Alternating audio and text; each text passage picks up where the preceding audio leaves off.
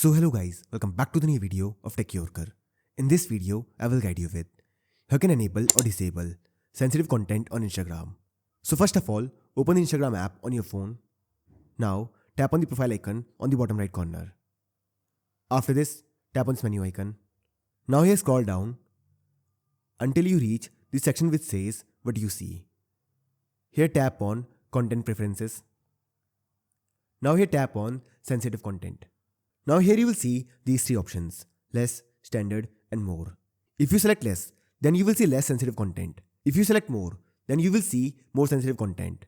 If you select standard, then this will be between less and more. To enable more sensitive content, select more. Now tap on confirm. If you want less sensitive content, then select less and then tap on confirm.